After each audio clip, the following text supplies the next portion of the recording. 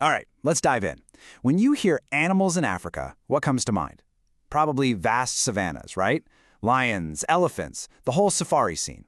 But today, we're going to look past those big headlines. We're getting personal and exploring the really fascinating, complex story of how people live with animals day to day. So, this gets us to the big question. What does animal welfare even mean in Africa? And let me tell you, it's not some simple idea we can just copy and paste from the West. Nope, it's a living, breathing conversation that's being shaped by culture, by money, and by a continent that is changing at lightning speed. Okay, so this slide really sets the stage for what we're talking about.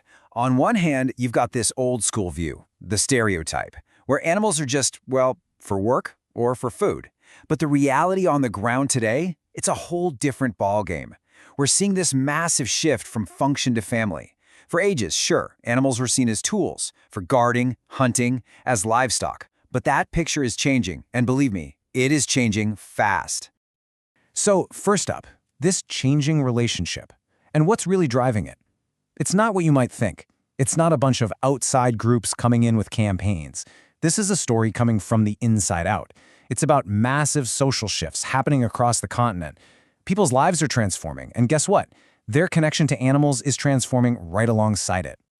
Okay, so what's behind this? A few big things. First, you've got economics. A growing middle class means more people have the income to actually care for a pet. You know, the food, the vet bills, the whole shebang. Then there's the move to cities. Life in a big city can be lonely, right? Old community bonds sometimes fade, and pets step in to fill that gap, offering real companionship. And finally, there's mental health. We're all talking about it more, and people are realizing just how crucial animals are for emotional support. They're not just pets anymore, they're family. And if you want proof, just look at the numbers. The market for pet vaccines in Africa, it's growing by 6 to 8% every single year. That's huge. This tells us it's not just a niche trend for a few folks in the capital cities. This is a real, measurable economic shift that shows a deep, fundamental change in how much animals are valued. But, it's not all smooth sailing.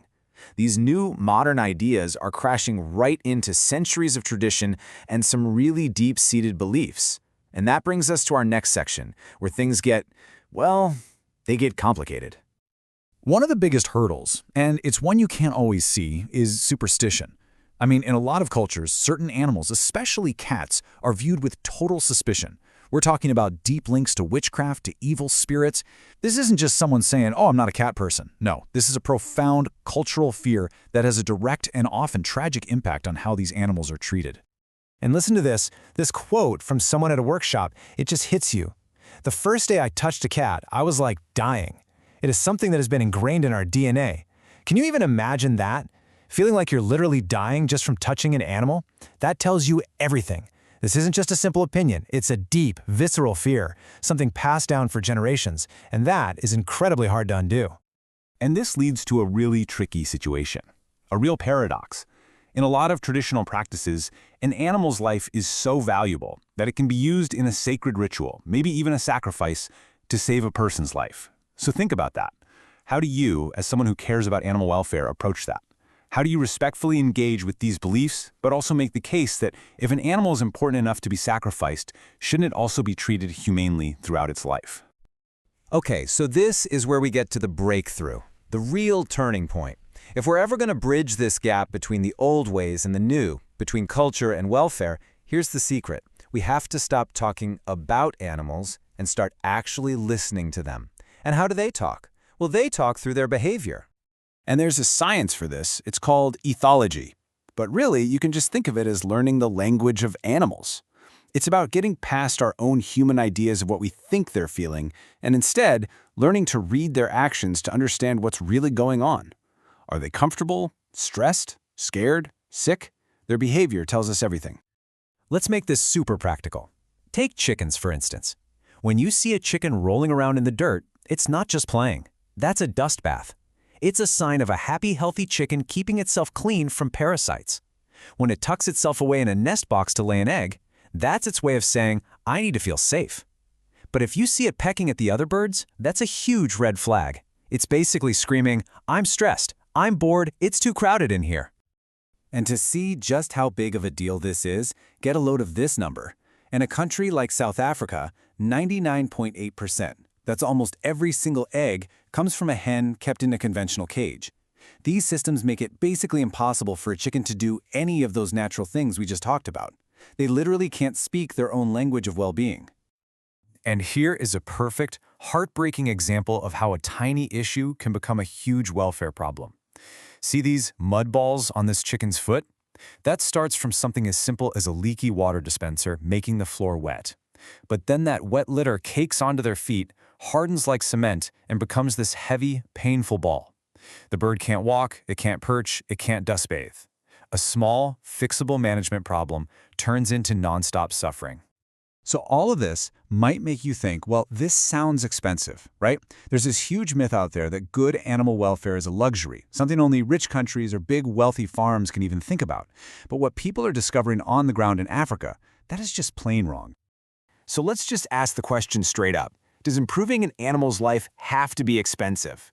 The answer is a huge, emphatic no. It's not always about having deep pockets. It's about knowledge, it's about awareness, it's about making smart, simple changes. So what are we talking about? We're talking about low-cost, high-impact stuff. Instead of pricey imported materials for a shelter, why not use local bamboo? It's right there. Or something as basic as making sure there's always clean water available. Game changer. Or just teaching people how to handle animals without hitting them. See?